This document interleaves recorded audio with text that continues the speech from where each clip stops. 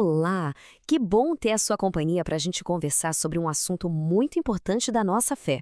Dentro da Igreja Católica, a gente ouve muito falar sobre pecado, mas nem todo pecado é igual, sabia? Existem duas grandes categorias, o pecado mortal e o pecado venial. Hoje a gente vai entender direitinho o que separa um do outro e por que essa diferença é tão fundamental na nossa caminhada. A pergunta que não quer calar é essa, né? O que é que realmente diferencia um do outro? Os nomes já dão uma pista. Mortal soa bem mais pesado que venial. Mas a diferença vai muito além do nome. Ela mexe com o centro do nosso relacionamento com Deus. Então, vamos direto ao ponto. A diferença principal é essa aqui, de um jeito bem claro. O pecado mortal é aquele que mata a graça de Deus na nossa alma. Já o pecado venial, ele fere essa graça. Pensa assim, é a diferença entre levar um tiro fatal e levar um arranhão que precisa de cuidado. Os dois machucam, mas um acaba com a vida, o outro não. Vamos entrar agora na primeira parte da nossa conversa, mortal contra venial. A palavra-chave aqui é entender a diferença entre destruir o nosso relacionamento com Deus e apenas prejudicar, ferir esse relacionamento. Bom, então o que é o pecado mortal? O catecismo ensina que é uma falta grave contra a lei de Deus. É algo tão sério que destrói o amor, a caridade, no nosso coração. É como se a pessoa virasse as costas para Deus de propósito, escolhendo outra coisa no lugar dele. E o pecado venial? Esse enfraquece a nossa amizade com Deus, mas não a quebra totalmente. Ele fere, ele machuca o nosso amor, mas não o mata. A graça de Deus continua ali, na alma, mesmo que meio arranhada, precisando de um curativo. Agora, atenção, porque esse ponto é fundamental. Para um pecado ser considerado mortal, não é só o ato em si que conta. Não é tão simples. Precisam acontecer três coisas, três condições, ao mesmo tempo. E quais são essas três condições? Vamos lá, é fácil de guardar. Primeiro, a matéria tem que ser grave, ou seja, a coisa feita tem que ser séria. Segundo, a pessoa tem que saber, ter plena consciência de que aquilo é um pecado grave. E terceiro, ela precisa consentir, ou seja, escolher fazer aquilo por livre e espontânea vontade. Resumindo, tem que ser grave, a pessoa tem que saber e tem que querer. E olha que detalhe interessante. E se a pessoa sabe que algo é grave, quer fazer, mas por algum motivo não faz? Tipo, pensou em roubar, mas desistiu na hora. Nesse caso, a igreja ensina que seria um pecado venial e não mortal. A ação precisa acontecer para fechar o ciclo do pecado mortal.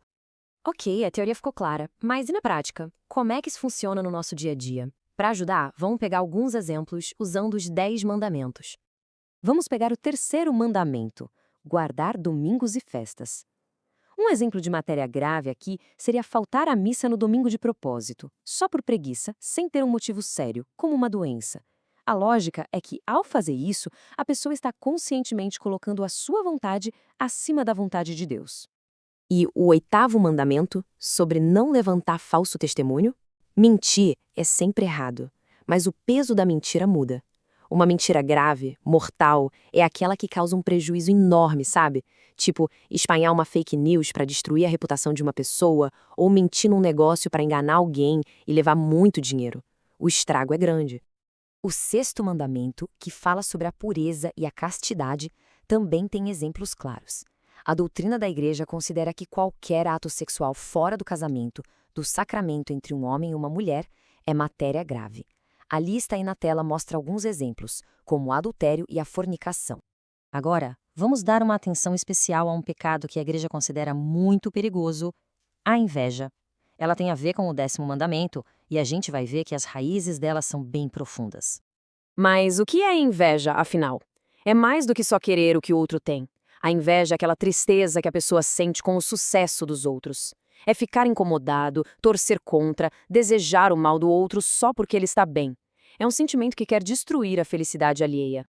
E para a gente entender o tamanho do problema da inveja, basta olhar essa frase do livro da sabedoria. A Bíblia diz que foi por inveja do demônio que a morte entrou no mundo. Ele não aguentou ver a felicidade de Adão e Eva no paraíso. Isso mostra o poder de destruição que esse sentimento tem. Bom, a gente já entendeu o problema, mas e a solução? A boa notícia é que a nossa fé tem uma resposta. Vamos ver agora qual é o caminho que a Igreja nos aponta para o perdão, seja para pecado mortal ou venial. Santo Agostinho deixou um alerta muito sábio sobre não dar pouca importância para os pecados veniais. Ele usou essa comparação. Uma enchente pode começar com umas poucas gotas de chuva. Ou seja, muitos pecadinhos, um atrás do outro, podem enfraquecer tanta alma que abrem caminho para um pecado mortal. Então, o que fazer na prática? O conselho é bem simples e direto. Se a pessoa está na dúvida se o que ela fez foi um pecado grave ou não, o melhor caminho é um só: confessar tudo, não esconder nada do padre. É melhor confessar a mais do que a menos, não é mesmo? E a gente encerra com a mensagem mais importante, uma mensagem de esperança. O catecismo da Igreja é muito claro.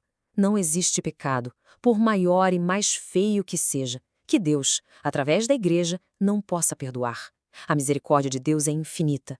A única coisa necessária é o arrependimento sincero. Isso tudo nos leva a uma última reflexão. Se o perdão está sempre disponível, se a porta está sempre aberta, a chave que abre essa porta é uma só: o arrependimento sincero do coração. Então fica a pergunta para a gente pensar: o que realmente significa se arrepender de verdade? E como é que esse arrependimento transforma a promessa do perdão em algo real na nossa vida?